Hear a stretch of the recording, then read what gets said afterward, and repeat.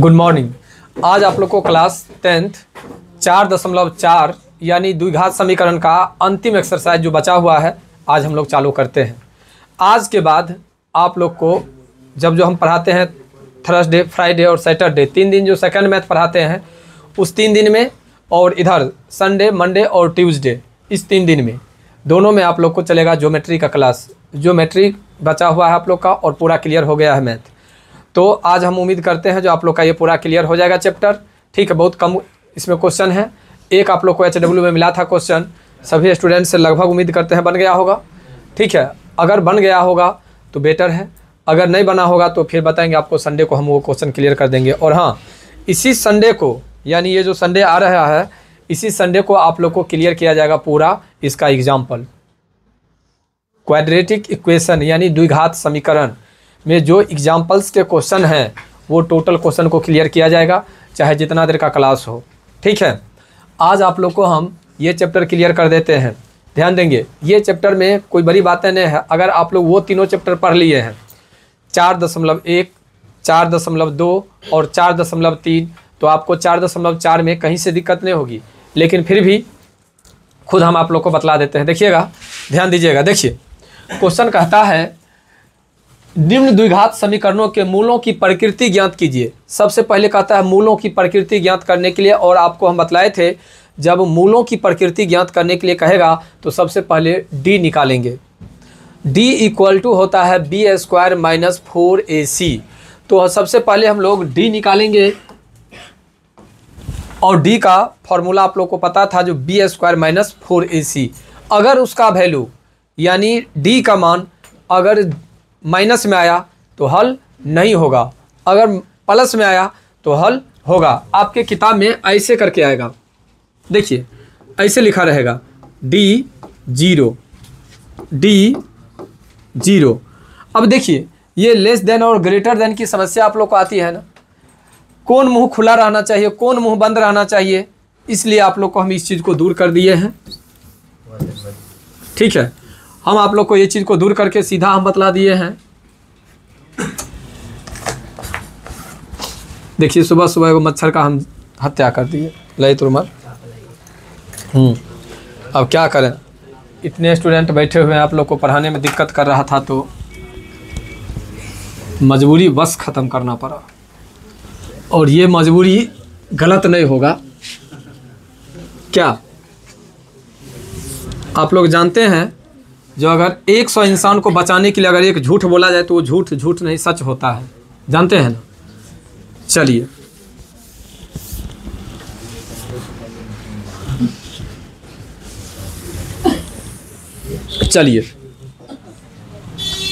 ध्यान दीजिए, कहता है क्वेश्चन पे जो निम्न द्विघात समीकरणों के मूलों की प्रकृति ज्ञात कीजिए। यदि मूलों का अस्तित्व हो तो उन्हें ज्ञात कीजिए।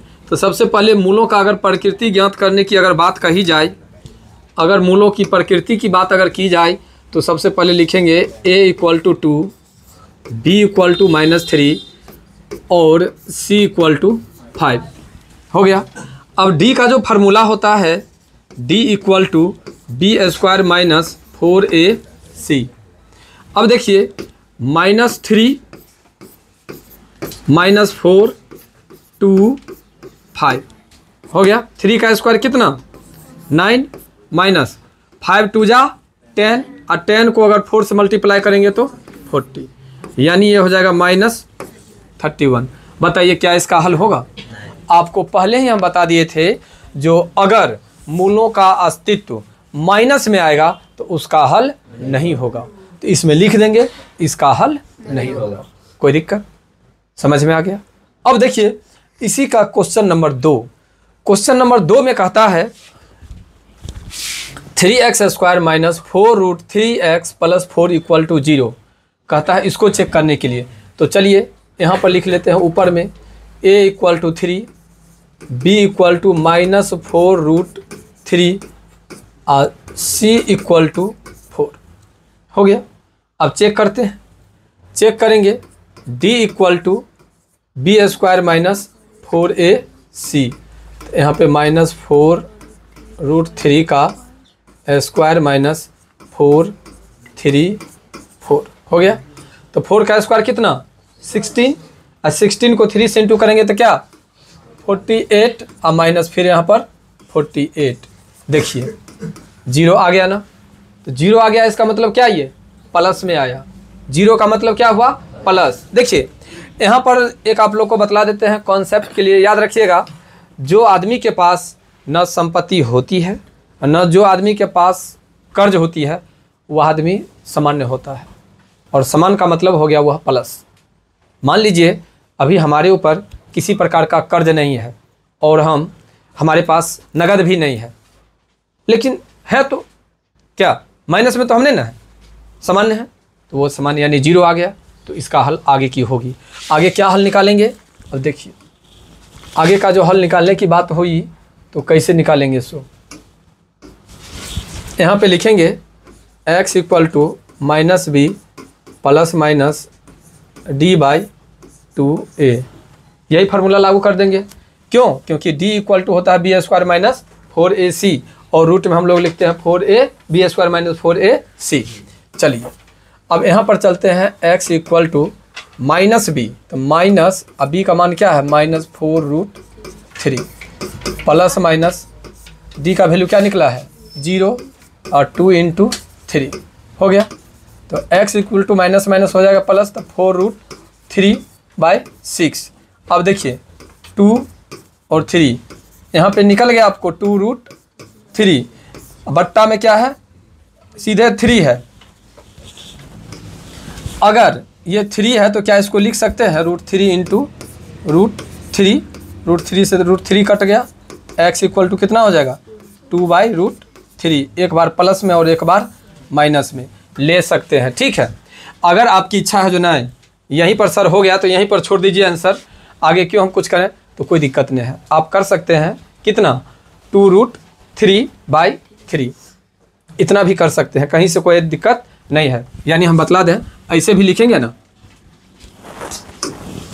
अगर इतना भी अगर आप लिखते हैं x इक्वल टू 2√3/3 तो कोई दिक्कत नहीं है, ये भी आंसर मेरा सही है। ठीक है, लेकिन कर दिए हैं, ये आपके ऊपर डिपेंड करता है जो आप कैसा करना चाहते हैं। एक बात और बतला दें आप लोग को, देखिए आंसर देखिए अंतिम में, देखिए आंसर कौन आदमी देखते हैं, जो आदमी को खुद अपने क्वेश्चन पे डाउट रहता है, जब हम क्वेश्चन बनाए हैं ये सही है या गलती है। वरना आप एक कॉन्सेप्ट से, अभी आप लोग को द्विघात समीकरण का क्लास चल रहा है, तो द्विघात समीकरण में कोशिश कीजिए जो हम कॉन्सेप्ट को समझ लें, और कॉन्सेप्ट को समझ करके क्वेश्चन को बनाइए, आसानी से बनेगा। क्वेश्चन बहुत स्टूडेंट का कहना होता है मैथ बहुत हार्ड है, मैथ कोई हार्ड नहीं है, क्योंकि आपने मैथ को उतना हार्ड बना दिया है खुद अपने माइंड से। अगर माइंड को अगर सोच लिए नहीं मैथ हमें पढ़ना है, मैथ हम सीख करके रहेंगे, तो आप सीख सकते हैं, क्योंकि मैथ जैसा ईजी पेपर कोई नहीं है। क्यों, क्योंकि केवल इसमें फार्मूला है। जैसे आपको SST में ईस्वी सन याद रखना पड़ता है, अगर साइंस लेते हैं तो उसमें भी ढेर सारा, ठीक है, H2SO4 दिस दैट etc, लेकिन मैथ में ऐसी कोई बातें नहीं है, केवल फार्मूला याद रखिए और क्वेश्चन पढ़ने का तरीका समझिए। देखिए अभी ये क्वेश्चन में जो हम अभी आप लोग के बीच में बनाए, क्या कहता है, निम्न द्विघात समीकरणों के मूलों की प्रकृति ज्ञात कीजिए। सबसे पहले कहा निम्न द्विघात समीकरणों के मूलों की प्रकृति, और मूलों की प्रकृति ज्ञात करने के लिए d इक्वल टू होता है बी स्क्वायर माइनस 4ac। तो जब d square equal to B square minus 4ac अगर फार्मूला होता है तो ये फार्मूला हमें याद है। अब हमें पता है जो x स्क्वायर का गुणांक जो होता है वह a का वैल्यू होता है, x का गुणांक होता है वह b का वैल्यू होता है, और अचर पद c होता है। इतना तो आप लोग को मालूम है ना, मालूम है तो फार्मूला क्या है d equal to B square minus 4ac। जहाँ पे b है वो b का वैल्यू दीजिए, जहाँ पे 4 है 4 छोड़ दीजिए, a का वैल्यू दीजिए, c का वैल्यू दीजिए। अगर बीच में गुना का चिन्ह है तो गुना कीजिए, अगर घटाव का चिन्ह है तो घटाव कीजिए, स्क्वायर है तो स्क्वायर कीजिए, भाग है तो भाग कीजिए, जो कहता है केवल वो कर दीजिए, ऑटोमेटिक आंसर निकल जाएगा। कोई भी क्वेश्चन जो हम लोग मैथ पढ़ते हैं ना, मैथ में अंतिम तक जाकर के सिंप्लीफिकेशन यानी संक्षेप हो जाता है, उसका छोटा रूप, वही मैथ है, ये याद रखिए। देखिए अब आप लोग को हम दूसरा क्वेश्चन बतलाते हैं। पहला क्वेश्चन आप लोग को क्लियर हुआ, 4.4 का पहला क्वेश्चन में 2 क्वेश्चन था, जिसमें कहता था, अगर एक और है, ठीक है, एक और है, तो आप आगे चलते हैं, सेकंड पेज लेंगे। तब कहता है जो अगर अस्तित्व है तो उसे ज्ञात कीजिए। तो अस्तित्व पहला में नहीं था, दूसरा में था, दूसरा को ज्ञात कर दिए। अब देखिए क्वेश्चन नंबर 3,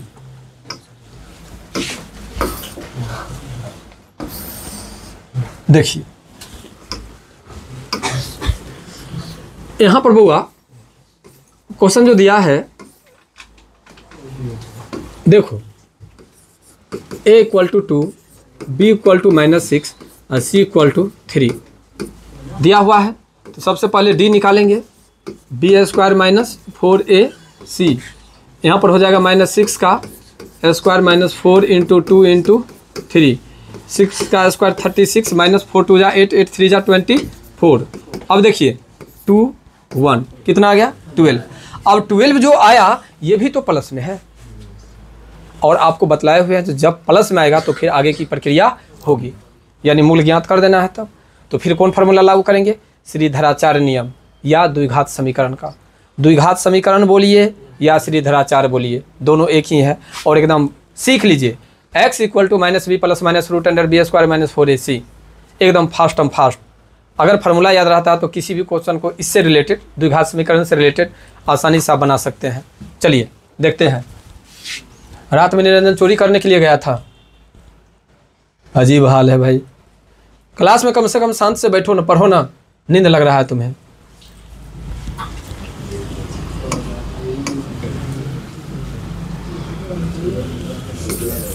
देखो x equal to -b plus minus, direct d कर देते हैं तो आप लोग को कन्फ्यूजन तो नहीं होना चाहिए, क्योंकि आप लोग जान गए हैं जो d इक्वल टू होता है b² - 4ac।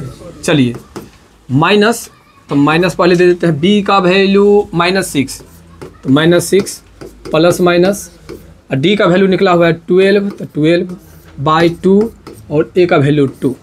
देखिए माइनस माइनस प्लस, तो 6 प्लस माइनस 12 को क्या ऐसे तोड़ सकते हैं? होगा 4 × 12। अब देखिए 4 का वर्गमूल कितना?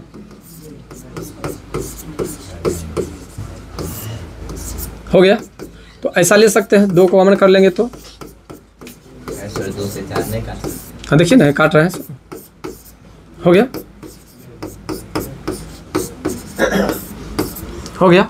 एक बार प्लस में और एक बार माइनस में, सिंपल सी बात। तो ये लगा करके आप लोग का क्वेश्चन टोटल क्लियर होता है 4.4 का पहला का। ठीक है, अब आगे की ओर चलें। आगे जो चलेंगे, देखिए आगे क्या कहता है।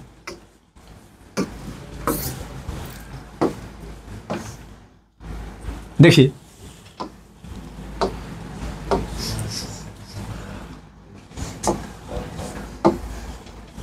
उसमें भी 3 क्वेश्चन था, इसमें अभी तत्काली 2 है, एक और इसमें भी मिलेगा। ठीक है, नहीं इसमें 2 ही मिलेगा। 4.4 में के दूसरा क्वेश्चन में मात्र 2 ही क्वेश्चन है। तो 2 क्वेश्चन में क्या कहता है पहले पढ़ते हैं। कहता है निम्न प्रत्येक द्विघात समीकरणों में k का ऐसा मान ज्ञात कीजिए कि उसके 2 बराबर मूल हो। k का मान ज्ञात करना है इसमें, कैसे मान निकलेगा? तो ये तो और भी आसान चैप्टर है।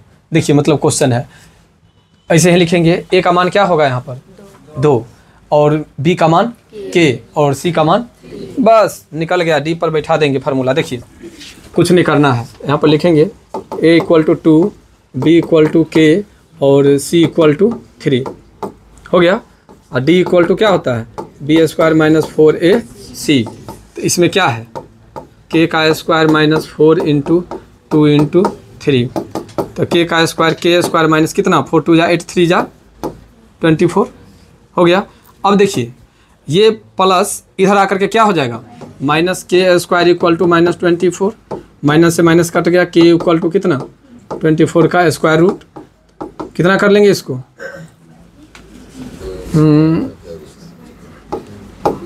4 × 6। तो देखिए तो k का मान होगा 2√6। देखिए मान चेक कर लीजिए एकदम फाइनली।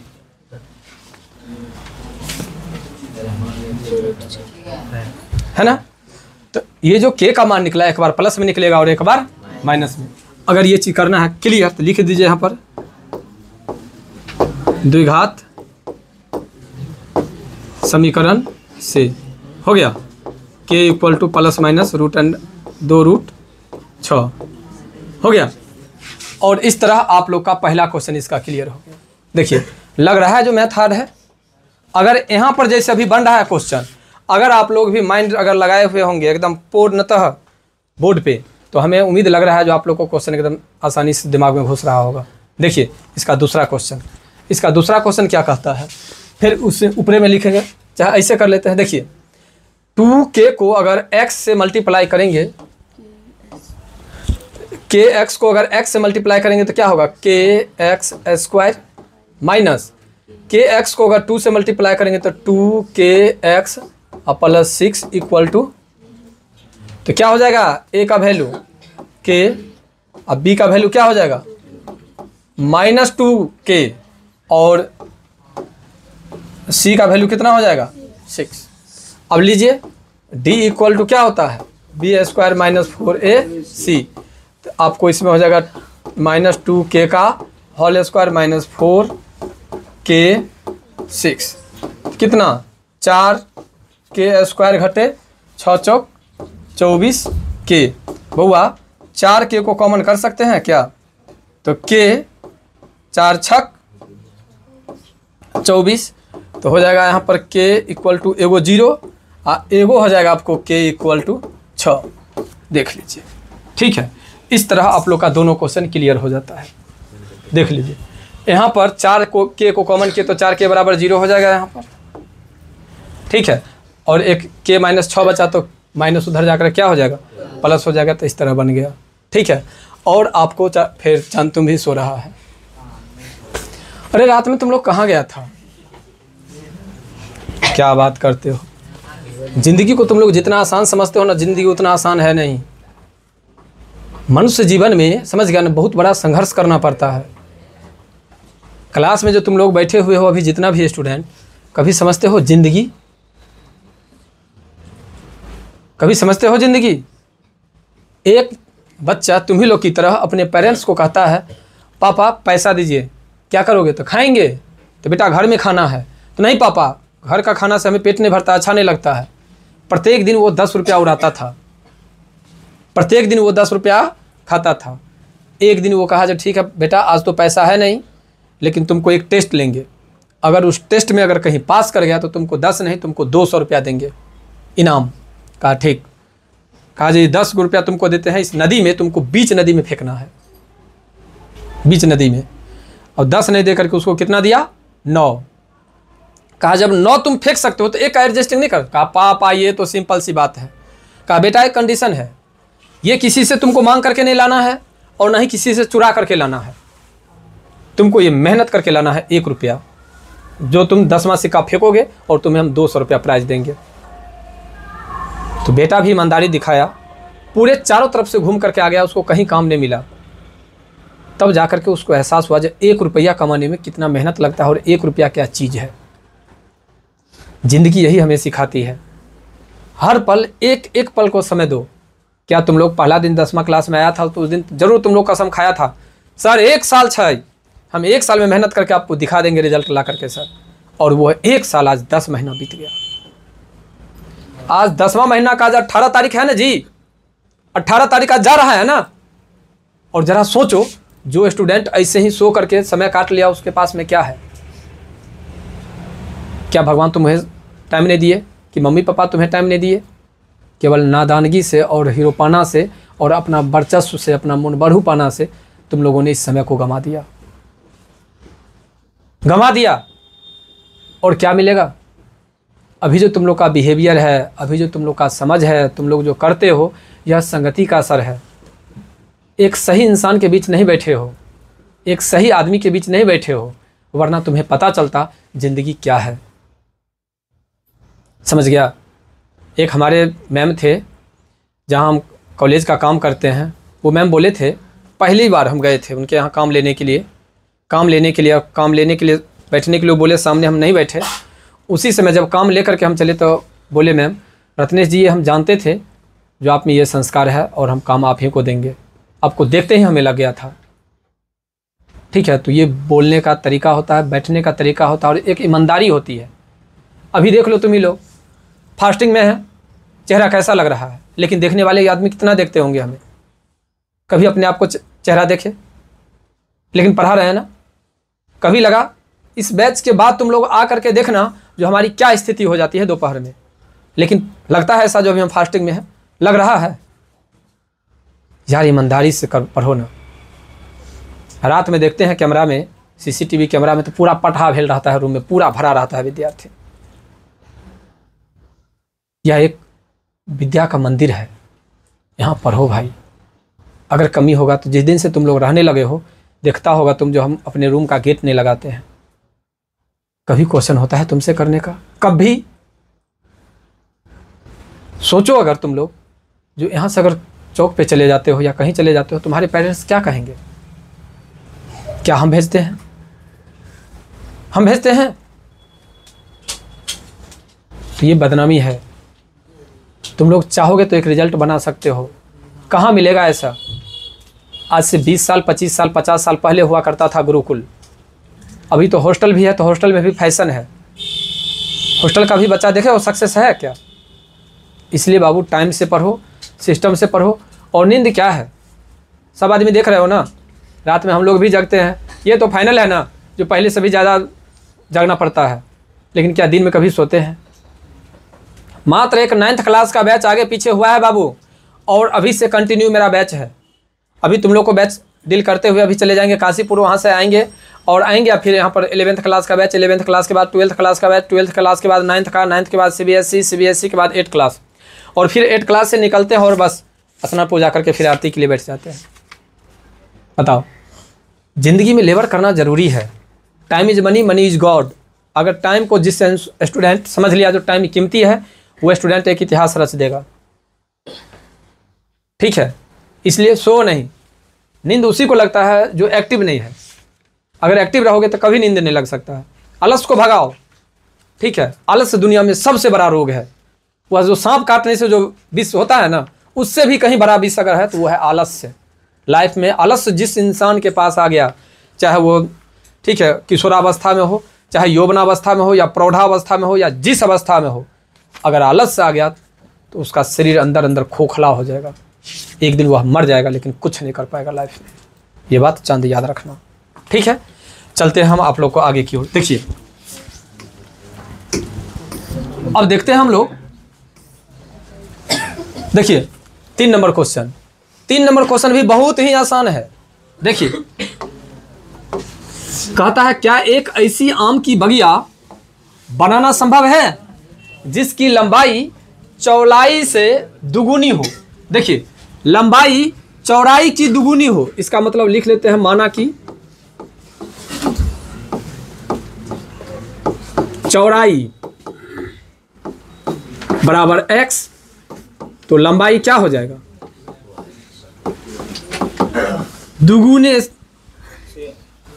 दुगुने केवल कहता है ना, चौड़ाई से दुगुनी है तो हो गया। और क्षेत्रफल तो लिखते हैं, बगीचा है ना, बगिया है ना, बगिया का क्षेत्रफल। देखिए, अब सोचना होगा कि भाई बगिया कैसन है।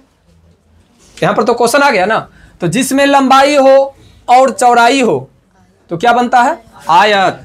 तो आयत का क्षेत्रफल LB, लंबाई गुने चौड़ाई। तो क्षेत्रफल दिया हुआ है कितना? 800, लंबाई दिया हुआ है 2x और चौड़ाई में दिया हुआ है x। तो ये हो जाएगा 800 बराबर 2x स्क्वायर, तो 2 से 2 चौके 8, स्क्वायर हटता है तो क्या चढ़ता है? रूट। तो देखिए x इक्वल टू कितना? लंबाई कितना निकल गया बउआ? लंबाई निकल गया तुमको 20 दूनी 40 और चौड़ाई निकल गया तुमको 20। तो लंबाई और चौड़ाई ज्ञात हो गया। कहता है क्या बनाना संभव है, तो क्या कहेंगे? हाँ, ये ना क्वेश्चन कहता है क्या एक ऐसी आम की बगिया बनाना संभव है जिसकी लंबाई चौड़ाई की दुगुनी है? तो हाँ, कैसे? तो क्वेश्चन निकाल करके लंबाई कितना होगा? 40 और चौड़ाई कितना होगा? 20। कोई दिक्कत? क्वेश्चन क्लियर है? अब देखिए अगला क्वेश्चन।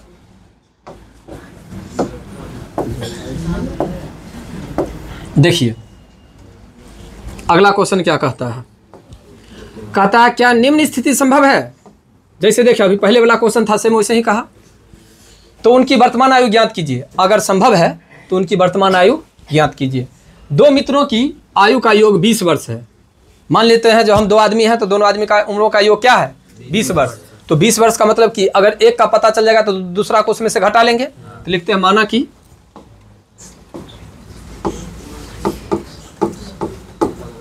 माना कि पहले मित्र की आयु कितना x, माना कि दूसरे मित्र की आयु 20 घटे x, तो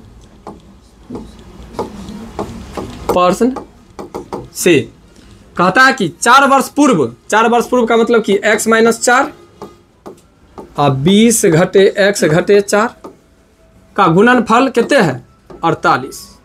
तो ये x घटे 4 तो हो ही जाएगा, ये हो जाएगा 16 घटे x बराबर 48। अब देखिए क्या बन गया, यहाँ पर गुना करना है अब, तो x को 16 से तो 16x घटे x स्क्वायर घटे 16 चौका 64 माइनस माइनस प्लस 4x घटे 48 बराबर 0। तो चलिए माइनस एक्स स्क्वायर, देखिए 16 4 20, आइए हो जाएगा 8 4 12 के 2 हाथ में 1, 6 4 10 1 11 बराबर 0। माइनस को कॉमन कर लेते हैं तो ये एक्स स्क्वायर घटे 20x जोड़ 1 1 2 बराबर 0। चलते हैं आगे की ओर। क्वेश्चन बना आपको एक्स स्क्वायर घटे 20x अब प्लस 112 बराबर 0। तोड़ करके देखिए टूटेगा क्या, 16 7 112 होता है नहीं, तो 16 को और 7 को जोड़ेंगे तो कितना पड़ेगा, नहीं टूटेगा। तो और कोई तोड़ करके देखिए 14 8 112, तो 14 को और 8 को जोड़ते हैं तो फिर 22, फिर 20 नहीं पूरा, यानी ये गुणनखंड नहीं होगा। तो गुणनखंड नहीं होगा तो क्या ये संभव होगा, ठीक है लिख देंगे यह संभव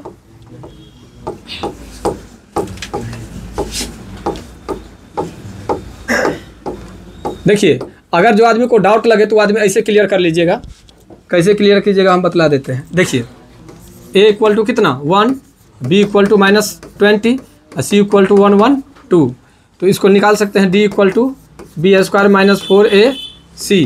तो यहाँ पर कितना -20 का स्क्वायर, यहाँ पर 4 गुने 1 गुने 112, 20 20 अंकर कितने 400 घटे, देख लीजिए 12 चौक 48 के 8 हाथ में 4, 11 चौक 44 और 4 48, क्या कर हल होगा, हल होगा, हल नहीं होगा, इसका मतलब यह संभव नहीं है। कोई आदमी को कोई तकलीफ, क्वेश्चन समझ में आ गया। अब देखते हैं और इसमें कुछ कहता है, और है क्वेश्चन क्या, चेक करते हैं। देखिए एक और क्वेश्चन है, अंतिम है लगभग यही, और फिर कुछ पूछ रहा है हमसे, क्या परिमाप 80 मीटर तथा क्षेत्रफल 400 मीटर के एक पार्क को बनाना संभव है, यदि उसकी लंबाई और यदि है तो उसकी लंबाई और चौड़ाई ज्ञात कीजिए। अरे तो ये क्या, तो देखते हैं पहले लंबाई और चौड़ाई ज्ञात करना है, कुछ नहीं दिया हुआ तो लिखते हैं। माना कि पार्क की लंबाई x और चौड़ाई y, तो ठीक है लंबाई चौड़ाई हो गया। तो परिमाप, अरे जिसमें लंबाई और चौड़ाई होता है वो क्या होता है, आयत। तो लंबाई आयत का परिमाप क्या होता है 2 × l + b, तो ये परिमाप कितना दिया हुआ है 80 x + y 40, क्या निकल गया x + y इक्वल टू, तो ये x इक्वल टू कितना, समीकरण 1 पुनः प्रश्न से क्या कहता है, और क्षेत्रफल, तो क्षेत्रफल क्या होता है आयत का LB, तो ये कितना दिया हुआ है 400 बराबर L में कितना है x और y में मतलब b में y, तो ये आपका निकल गया x y बराबर 400, समीकरण 2 हो गया।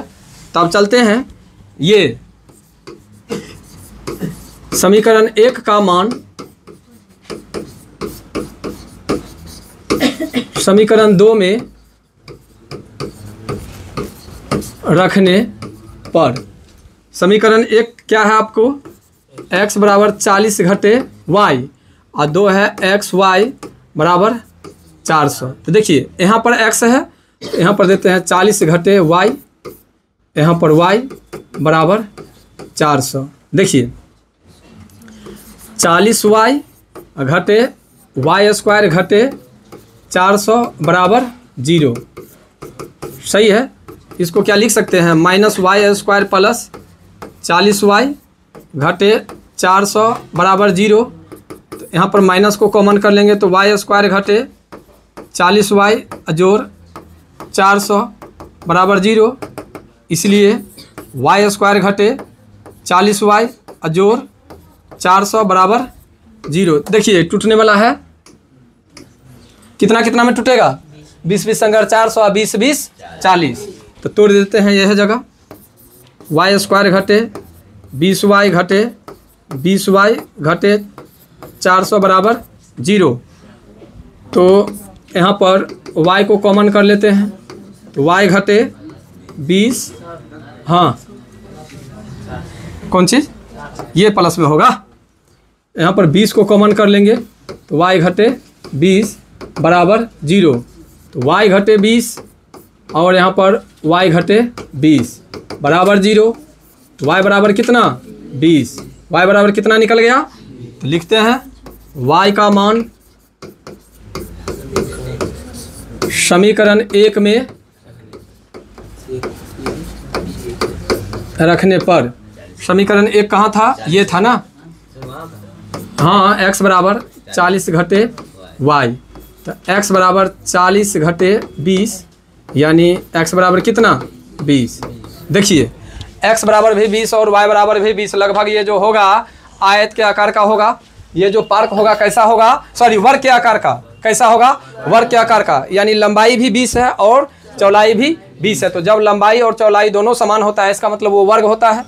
और इस तरह आप लोग का ये चैप्टर क्लियर होता है। देखिए ये चैप्टर जो क्लियर हुआ है, आप लोग एक बार फिर से आप लोग को कह दें, जो एक बार मौका देंगे, जो 4.1 से लेकर के 4.4 तक आप लोग बनाएंगे। ये जो अभी दशहरा चल रहा है, दशहरा में लगभग आप लोग को 1-2 दिन पढ़ा करके स्कूल बंद हो जाएगी। जब स्कूल बंद हो जाएगी तो आप लोग के पास टाइम मिलेंगे, और जब टाइम मिलेगा तो आप लोग बना करके देखेंगे। अगर 1-2 क्वेश्चन नहीं बना तो फिर हम लोग संडे को बात कर लेंगे। ठीक है, फिर मिलते हैं अगला दिन।